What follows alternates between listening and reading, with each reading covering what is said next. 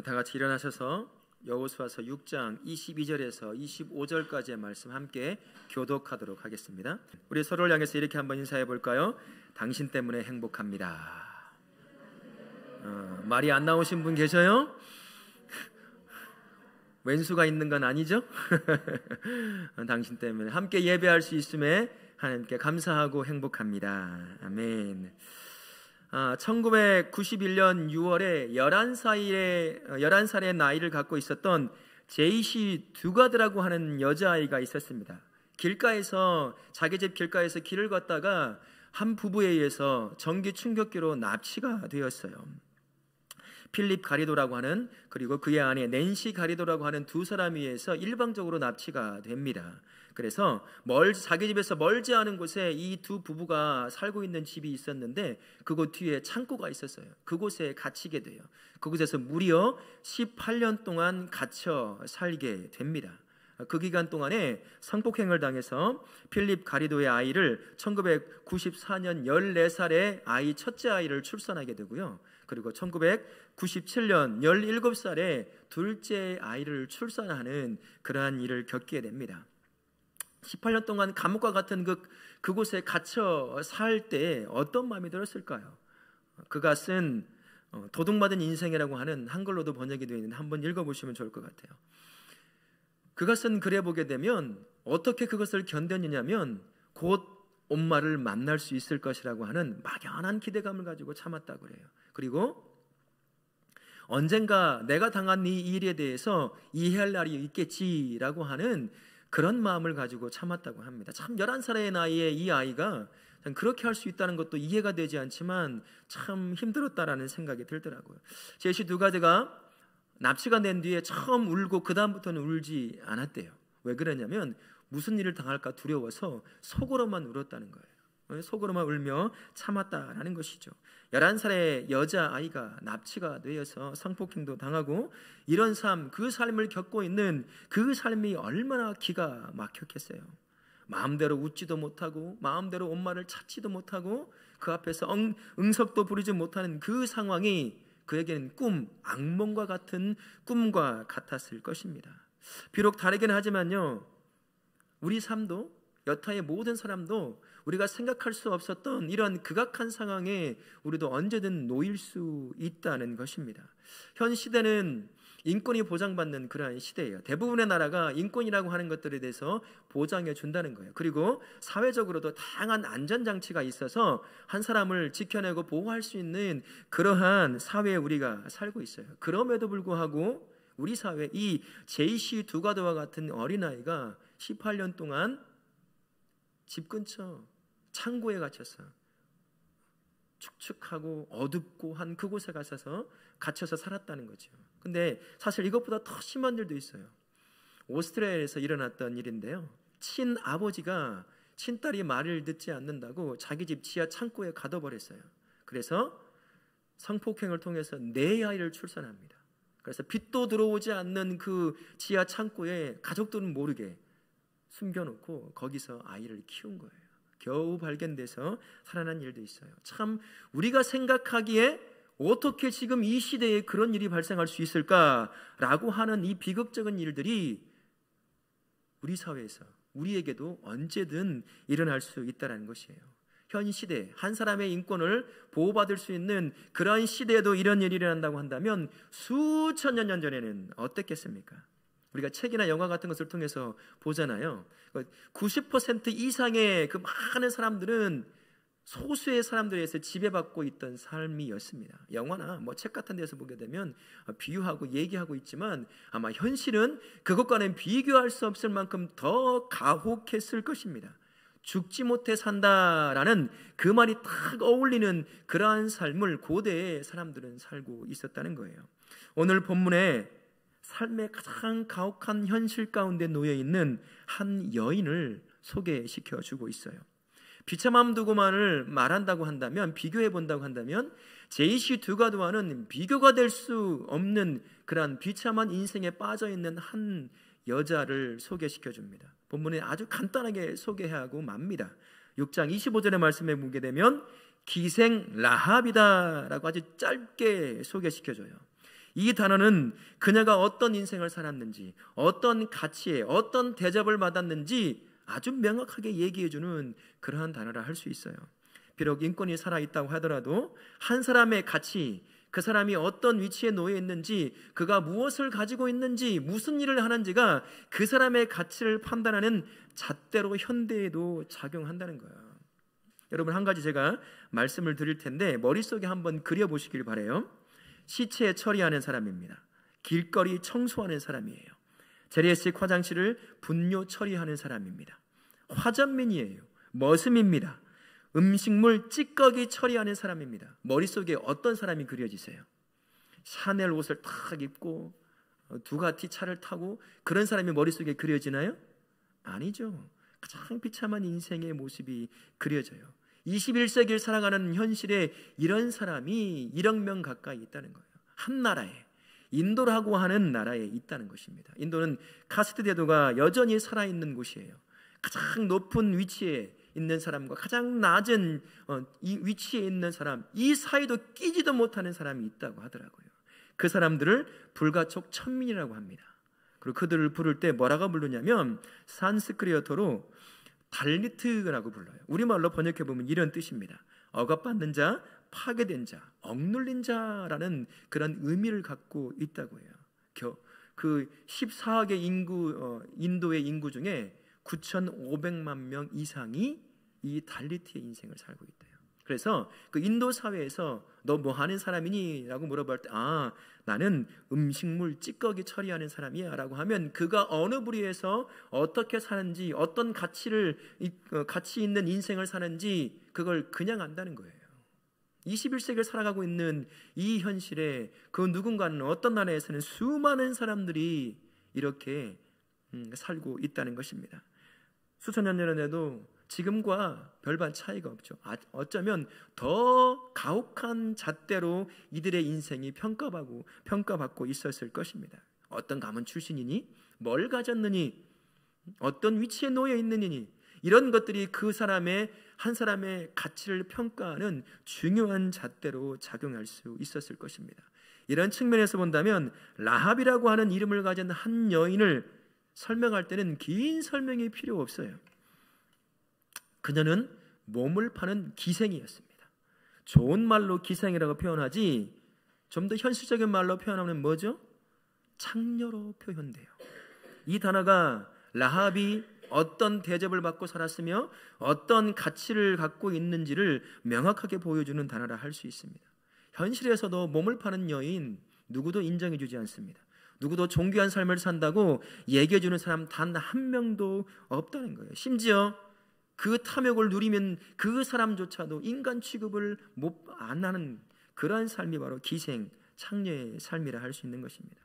라합은 이유는 알 수 없지만 기생이라고 하는 결코 짊어질 수 없는 인생의 멍에를 쥐고 살던 사람이었습니다.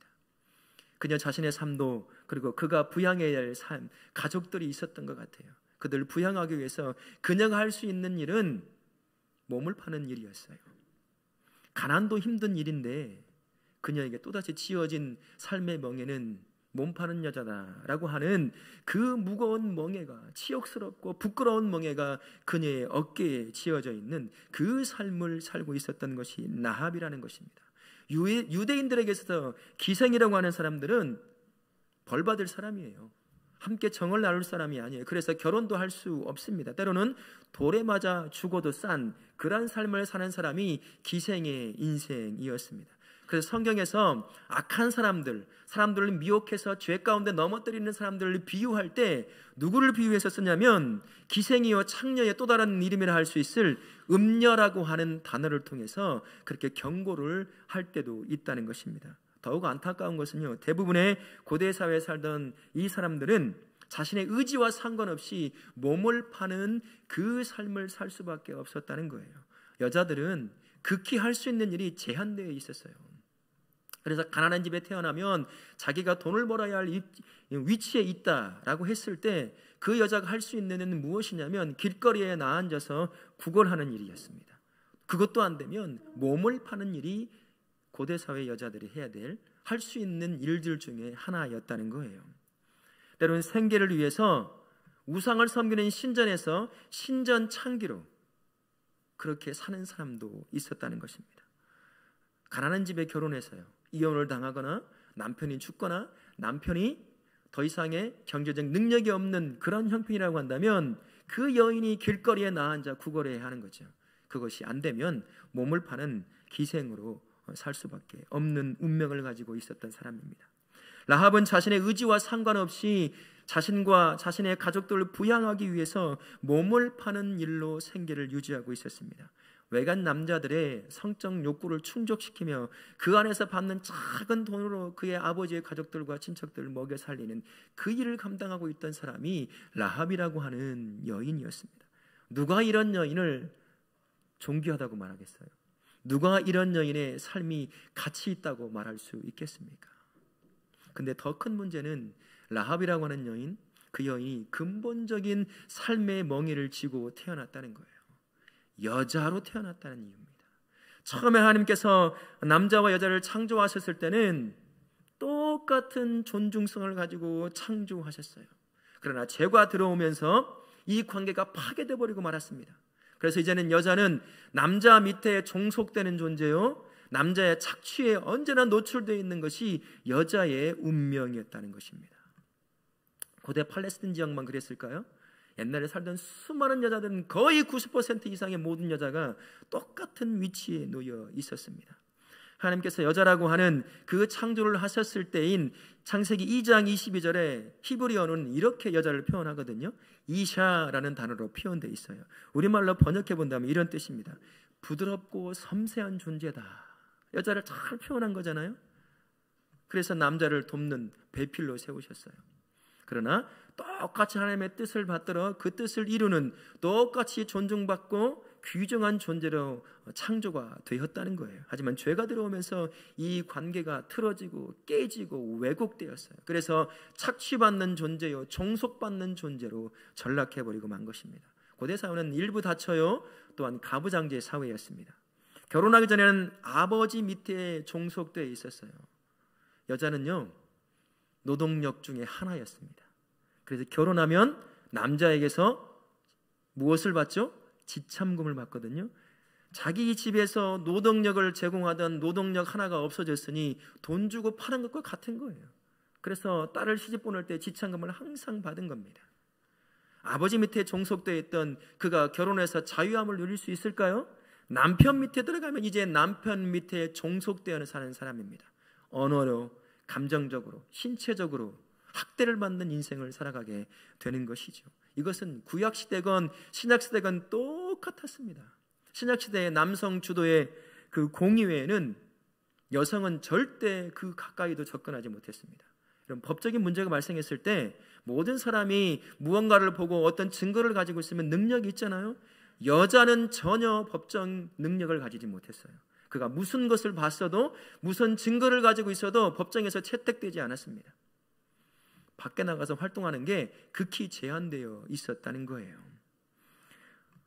베일을 쓰고 다니죠. 지금도 히잡이라고 하잖아요. 이렇게 그래도 눈도 보이고 입도 보이는 거지만, 그러나 아프가니스탄 같은 경우는 겨우 눈만 보일 정도로 그런 히잡을 쓰고 다니는데, 그 당시에 쓰고 다녔던 그것이, 그 베일이 그녀가 어떤 신분과 어떤 지위를 가지고 있는지를 나타내는 것이었어요. 이게 무슨 말이냐면, 좋은 말로 신분과 지위지 그녀의 삶을 옥죄는 역할을 감당했다는 것입니다. 사회적 관계도 전혀 우리가 생각하는 것과 달라요. 어린아이처럼 똑같이 여자도 그 나라의 인구수에 들어가지도 않는 거예요. 존재함, 가치가 없다는 것이지요. 남편이 죽었어요. 그러면 어떻게 해야 될까요? 그 남편의 형제에게 다시 시집을 가야 돼요. 그래서 죽은 남편의 대의 씨를 이어야 돼요.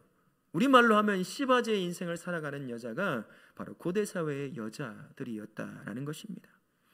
가난한 남편 집에 결혼하게 되면 그 남편이 죽거나, 그래서 더 이상 생계를 유지할 수 없으면 몸을 팔거나 길거리에 내어 앉아야 될 사람이 그 사회에서 태어난 여자의 운명이었다는 거예요. 아무리 벗어나고 싶어도 이 운명은 벗어날 수가 없었다는 것입니다. 그뿐만이었을까요? 라합의 인생, 그 인생의 어깨에 메어져 있는 삶의 멍에는 그녀가 이방인으로 태어났다는 것입니다. 유대인들에게 있어서 이방인들은 이런 사람들입니다. 하나님을 대적하는 사람이요, 우상을 숭배하는 사람이요, 율법을 지키지 않는 사람이요, 할례를 받지 않는 사람이요, 그래서 하나님의 은총을 받지 못하는 경멸의 대상, 저주의 대상, 무시의 대상이 바로 이방인들이었어요. 유대인들은 선민의식이 아주 강한 사람입니다. 그래서 이방인들에 대해서 아주 배척을 했어요. 함께 교제도 잘 하지 않았습니다. 그러니 결혼도 하지 않은 것이지요. 신약시대에 들어오면서 이 배척이 좀 더 깊어지고 심화됩니다. 바리새인들을 통해서 더 이상 이방인과 교제를 하지 못하게 만들어 버렸어요. 증오의 대상으로 만들었습니다. 적대의 대상으로 만들었어요. 이방인들이요. 라합이 이런 사람이었습니다. 여자로 태어났죠. 그 삶의 무게에 또 다른 기생이라고 하는 멍에를 짊어졌어야 돼요. 그리고 이방인이라고 하는 멍에를 또다시 싣고 사는 사람, 저주의 대상, 경멸의 대상, 무시의 대상, 언제든 돌에 맞아 죽을 수 있는 그 운명을 타고난 여자가 바로 라합이라고 하는 여자였습니다. 존중과는 거리가 아무런 가깝지 않은 그러한 인생을 살던 여인이 라합이었던 거죠. 여기 하나의 또 다른 삶의 멍에가 그녀에게 지어져요. 라합은 이방인이면서 하나님에 의해서 멸망받을 가나안 족속들 중에 한 명으로 태어났다는 것입니다. 하나님께서 가나안을 정복하기 전에 여호수아와 그의 모든 백성에게 아주 강력하게 몇 가지를 명령하셨어요. 그 중에 하나가 무엇이냐면 가나안 땅에 들어가면 살아있는 모든 것들은 다 죽여버리라고 그랬습니다. 어린아이부터 성년, 장인까지 불쌍히 여기지 말고 모든 것을 다 죽여라. 그들이 세웠던 집, 우상, 모든 건물을 다 무너뜨려라. 짐승조차도 내가 남기라고 하는 것 빼고는 모두 죽여버려라. 그렇게 명령하셨어요. 신명기 7장 1절과 2절에 이렇게 명령하십니다. 그때 너는 그들을 진멸할 것이라. 그들과 어떤 언약도 하지 말 것이요 그들을 불쌍히 여기지도 말라라고 말씀하십니다. 신명기 20장 16절에서는 이렇게 말씀하셔요. 이 민족들의 성읍에는 호흡 있는 자를 하나도 살리지 말라라고 말씀하셨어요.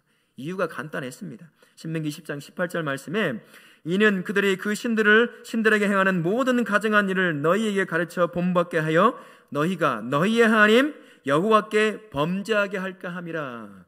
우상을 섬김으로 말미암아 이스라엘 백성이 하나님을 등지고 죄 가운데 빠질까봐 가나안 땅에 살고 있던 그 많은 사람들을 한 명도 살려내지 말고 모두 죽여버리라고 한 거예요.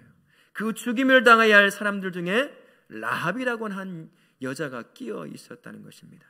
라합은 가나안 땅에 태어났다는 그 이유 하나만으로 하나님에 의해서 진멸당해야 될 그러한 여인이었다는 것입니다. 라합뿐만 아니라 그녀에게 속해 있던 모든 가족들과 모든 것들이 다 죽고 멸망당하고 파멸되어야 될 그러한 운명을 타고난 여인, 이게 바로 라합의 운명이었습니다.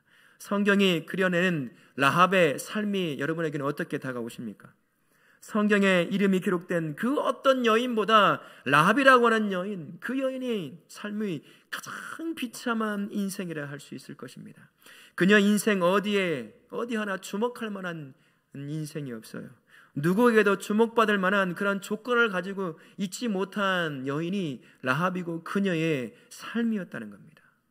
다른 사람은 존재 가치라도 있죠. 이 여인은 전혀 그 존재 가치가 없는 삶을 살던 사람이 라합이라고 하는 여인이었습니다. 그런데요, 이 여인에게 기대하지도 않았던 놀라운 역사가 일어나기 시작합니다. 오늘 본문 6장 25절 상반절에 라합을 두고 이렇게 이야기합니다. 같이 한번 읽어볼까요? 기생 라합과 그의 아버지의 가족과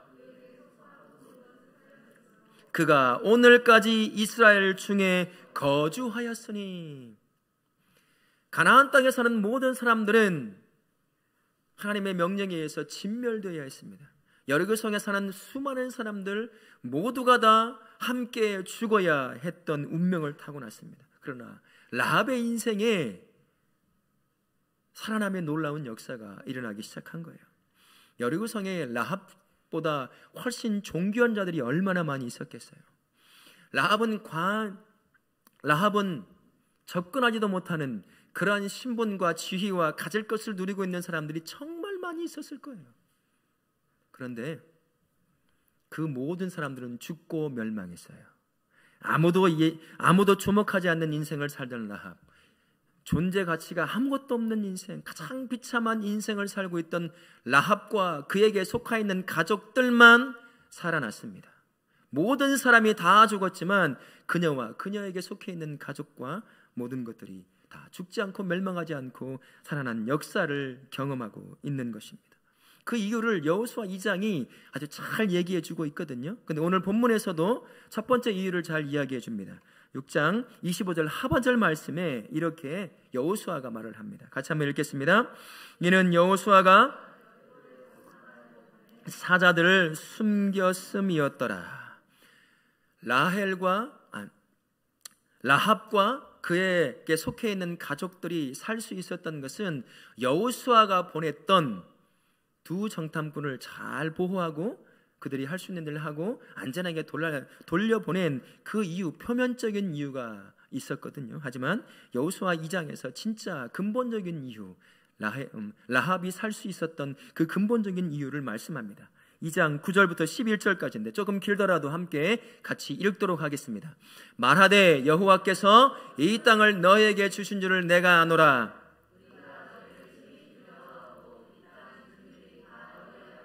간담이 농단이 이는 너희가 애굽에서 나올 때에 여호와께서 너희 앞에서 홍해물을 마르게 하신 일과 너희가 요단 저쪽에 있는 아모리 사람의 두 왕 시혼과 옥에게 행한 일 곧 그들을 전멸시킨 일을 우리가 들었음이니라. 우리가 듣자 고운 마음이 녹았고 너희로 말미암아 사람이 정신을 잃었나니 너희의 하나님 여호와는 위로는 하늘에서도 아래로는 땅에서도 하나님이시니라. 아멘. 이게 누가 고백한 말인 줄 아세요? 라합이 고백한 말이었습니다. 두 정탐꾼의 입에서 나온 고백이 아니라 라합이라고 하는 인생의 쓴맛을 보고 있는 그 여인의 입에서 나온 고백이 바로 이 고백이에요. 하나님께서 라합의 마음에 그 영혼의 믿음을 심어 주신 것입니다.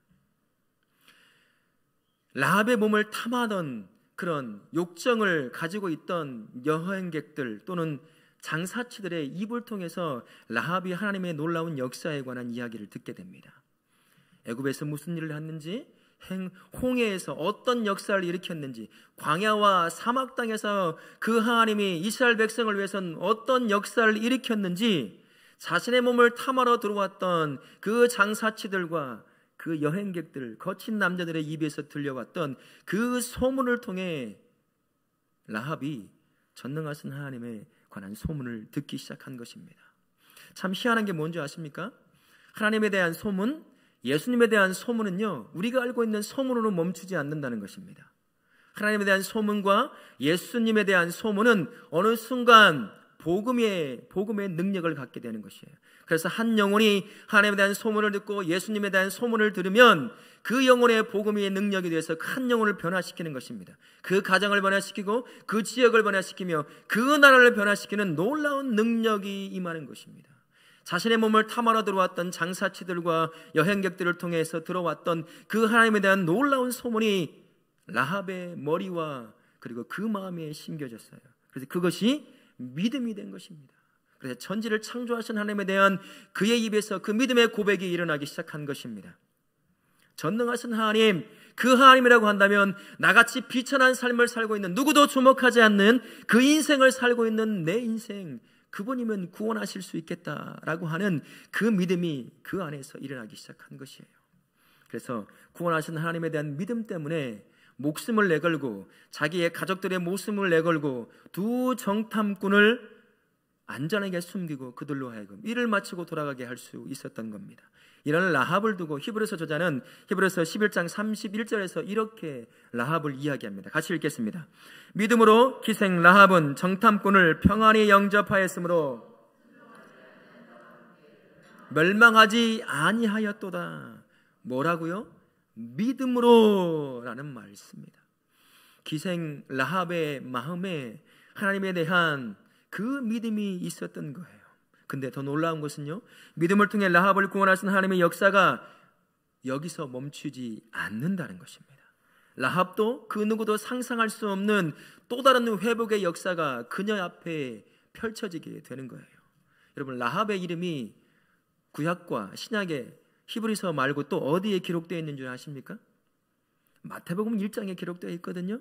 마태복음 1장이 어떤 내용인 줄 아세요? 예수 그리스도의 계보에 관한 이야기입니다. 마태복음 1장 5절에 이렇게 기록되어 있어요. 살몬은 라합에게서 보아스를 낳고 보아스는 룻에게서 오벳을 낳고 오벳은 이새를 낳고. 예수님의 계보가 기록되어 있는 마태복음 1장에 아무도 주목하지 않는 비천한 인생을 살고 있던 라합의 이름이 기록되어 있어요. 예수님의 육신의 조상이 된 것입니다. 1장 5절에 끝에 보면 이새를 낳고로 되어 있어요. 이새가 누구죠? 다윗 왕의 아버지가 되는 사람입니다. 지금도 그렇고 과거에도 그렇고 이스라엘 민족들이 가장 추앙받는 왕이 있다고 한다면 다윗 왕이에요. 다윗 왕의 조상이 되는 놀라운 은혜 가운데 있던 사람이 바로 우리가 알고 있는 라합이라고 하는 인생입니다. 근데 더 놀라운 것이 뭔지 아십니까? 계보를 마무리하면서 16절 한번 보실까요? 마태복음 1장 16절에 보게 되면 이렇게 기록되어 있습니다. 야곱은 마리아의 남편 요셉을 낳았으니 마리아에게서 그리스도라 칭하는 예수가 나시니라. 아멘. 누구의 인생에서 예수가 났죠? 라합이라고 하는 인생, 누구도 주목하지 않는 인생을 살았던, 가장 비천한 인생을 살고 있던 라합이라고 하는 여성, 삶의 무게에 찌들려 살던 그 인생에 다윗이 태어나고 온 인류를, 온 피조물을 죄 가운데 멸망과 영원한 죽음으로 갈 수밖에 없는 그 인류를 구원할 메시아의 계보에 라합이라고 하는 여인이 들어가게 된 것입니다. 모든 삶을 버림받았던 그 라합의 인생, 하나님께서는 그 인생을 가장 존귀한 인생으로, 영광스러운 인생으로 회복시키셨다는 것입니다. 아멘. 바로 이것이 자신의 자녀를 향해서 가지고 계신 회복시키고자 하시는 하나님 아버지의 마음인 것입니다. 세상에서 버림받은 자일지는 모르지만 하나님 안에서는 라합은 가장 존귀한 자였어요. 자신의 품에 있는 모든 자녀에게 세상의 기대와는 달리 하나님은 언제나 회복의 은혜를 베푸시기를 원하신다라는 것입니다.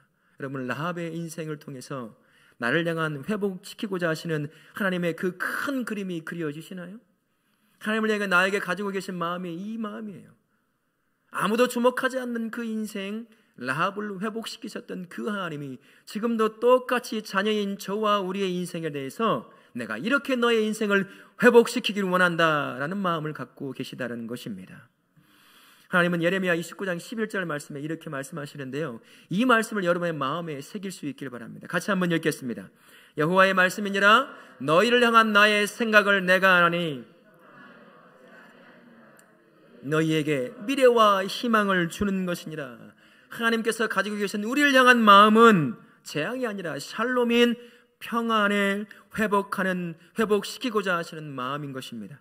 오늘만이 아니라 어제의 저주스러운 인생, 어제 같은 삶, 더 이상 살고 싶지 않은 그러한 삶이 아니라 새롭게 회복하신 내일이라고 하는 미래의 삶, 그 삶을 다시 회복시켜 그 삶을 살게 하시겠다라는 마음이 우리를 향하여 가지고 계신 하나님 아버지의 마음인 것입니다. 살아계신 하나님은 라합을 회복시키고자 하셨던 그 마음을 지금도 여전히 우리를 향해 가지고 계신 줄 믿습니다. 세상에 버림받았던 라합을 가장 영광스러운 자리로 회복시키셨던 것처럼 지금도 우리를 그렇게 회복시키기를 원하신다라는 것입니다. 하나님에게 우리를 향해 가지고 계신 마음은 내가 속해 있는 그 조건과 상황과는 아무런 상관이 없어요. 하나님은 자신을 향해 인생을 내건 자신의 자녀들의 그 인생을 회복시키시는 분이시기 때문입니다. 때론 우리가 죄 가운데 무너질 수 있죠. 그래서 그 자리에 주저앉을 수도 있어요. 그럼에도 불구하고 그 인생을 회복시키고자 하시는 마음을 갖고 계시는 분이 우리 하나님 아버지이신 줄 믿습니다. 로마서 8장 1절에 이렇게 말씀합니다. 같이 한번 읽겠습니다. 그러므로 주 예수 안에 있는 자에게는 결코 정죄함이 없나니 라고 말씀합니다. 이제 예수 안에 있는 모든 자녀들은 죄의 정죄함에서 해방되었습니다. 예수님 안에 있는 자녀들에게는 이제 그분이 십자가에서 이루신 평안만이 우리에게 주어지게 되어 있다는 것입니다. 죄와 죄의 싹신, 사망에 눌려 사는 존재가 우리가 아니라는 거예요. 예수님 안에서 이제 모든 자녀는 영원한 생명으로 회복되어 그 회복을 누리고 있다라는 사실입니다. 예수님 안에 있는 우리 모든 성도님들, 여러분의 삶은 어떠신가요? 지금은 풍성한 열매를 맺는 가을이잖아요. 전주시는 감나무하고 은행나무를 좋아하는가 봐요. 가는 곳마다 감이 열려 있어요. 바닥이 감, 은행으로 그냥 쫙 깔려 있더라고요. 그런 계절이잖아요. 길거리에 떨어질 정도의 그런 열매를 맺는 가을. 여러분, 가을처럼 여러분의 인생에 풍성한 열매들이 맺어지고 있나요? 어떤 분들은 쓸쓸함과 고독만이 여러분의 인생을 차지하고 있는 분도 이 자리에 계신 분들에게 계실 수도 있을 것 같습니다. 해결되지 않는 삶의 문제들, 그 문제의 연속 가운데 때로는 주저앉고 싶은, 어쩌면 또는 주저앉아 있는 분들도 이 안에 계실 수도 있을 거예요. 내 인생은 왜 이렇지? 내 인생은 왜 이렇게 풀리지 않는 걸까? 라합이 스스로의 인생에게 질문할 법한 그러한 질문들을 오늘 아침까지 행하며 지금 이 자리에 와 계신 분도 혹시 계실 수도 있을 겁니다. 때로는 여기까지가 내가 살아야 할 삶의 이유인가 보다라고 하는 극단적인 생각을 해보신 분들도 이 자리에 계실 수도 있을 거예요. 우리의 삶과 우리의 삶의 조건과 환경이 누가 봐도 최악의 조건일 수 있습니다. 그런 삶에 우리가 놓일 수 있어요. 물론 라합과 같은 절대적 그런 최악의 상황까지는 아니더라 할지라도 이 땅의 다른 사람과 비교해 보면 나의 삶은 왜 이럴까라고 하는 그러한 참 안 좋은 상황 가운데 우리가 놓일 수 있습니다. 그러나 중요한 것은요, 내가 놓여 있는 삶의 조건과 환경이 아닙니다. 정말 중요한 것은 라합을 회복시킬 수 있었던 그 하나님은 여전히 살아계시다는 사실입니다. 그분이 여전히 살아계셔요. 살아계신 그분이 자녀인 내 삶에 여전히 동행하신다는 사실이 정말 우리에게 중요한 줄 믿습니다. 살아계신 하나님이 자녀인 저와 우리를 향해 가지신 마음은 평안입니다. 어제의 저주스러운 인생, 참 힘들고 고달픈 그 삶이 아니라, 오늘의 또다시 한숨 짓게 하는 그 삶이 아니라 내일의 회복된 삶, 그 삶에 대해서 희망과 소망을 주시는 분이, 그 마음을 갖고 계시는 분이 우리 하나님 아버지라는 것입니다. 살아계셔서 자녀인 우리와 동행하시는 하나님은 모든 상황 속에서 자신의 자녀를 회복시키기 원하시는 분인 줄 믿습니다. 아멘. 라합의 인생을 비교할 수 없는 회복으로 이끄신 하나님께서 지금도 자녀인 저와 우리를 모든 상황 가운데서 회복시키심을 믿으시길 예수님의 이름으로 축원합니다. 아멘. 필립 켈러라고 하는 평신도 사역자가 최근에 책을 썼는데요, 제목이 이런 제목입니다. 그리스도 내 영혼의 힘이라는 책이에요. 11월 달 우리 교회 필독서가 이제 됩니다. 그 중에 이제 중간쯤 부분에 이런 글이 기록되어 있어요. 그리스도께서는 모든 어둠과 절망 가운데 있는 우리에게 오셔서 우리를 두려움에서 해방시키시고 자유를 주신다. 그리스도께서는 우리에게 오셔서 용기를 내라고 말씀하신다. 그리고 우리에게 그분의 소망을 가져다 주신다. 삶에 지쳐 때론 이런저런 삶의 무게 때문에 여기서 포기하고 싶다, 주저앉고 싶다, 왜 내 인생은 왜 이렇게 안 풀리는 걸까 라고 하는 삶의 문제 앞에 놓여 있는 우리를 향해서 예수님께서 용기를 주신다는 거예요. 삶의 소망을 주신다는 겁니다. 용기를 주시고 삶의 소망을 주신 하나님, 그 하나님이 지금 우리에게 말씀하셔요. 내가 라합을 회복시켰다. 나 하나님이 너에게 가지고 있는 마음은 재앙이 아니야, 평안이야. 어제의 저주스러운 인생과 같은 그런 인생이 아니라, 오늘처럼 한숨 짓게 만드는 인생이 아니라, 내가 너를 위해 회복한 내일이라고 하는 삶을 너에게 주고 싶은 마음이, 그것을 회복시키고 싶은 마음이 너를 향한 나의 마음이다 라고 우리에게 말씀하는 것입니다.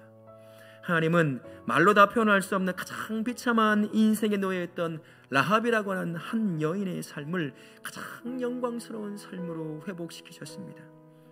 라합을 회복시키는 하나님은 지금도 자신의 자녀인 저와 우리를 모든 상황 가운데서 회복시키길 원하시는 분이십니다. 세상은 모른 채 하고 없는 인생 취급할 수 있어요. 하지만 하나님께 인생을 내어 맡긴 그 자녀의 삶을 하나님은 결코 모른다라고 말씀하지 않으시는 분이십니다.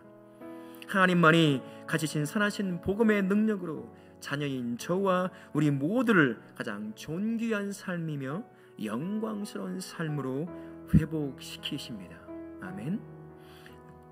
자녀인 성도의 삶을 향한 아버지의 회복의 역사를 기대할 뿐만 아니라 회복하시는 역사를 풍성히 경험하실 수 있도록 있기를 예수님의 이름으로 축원합니다. 아멘.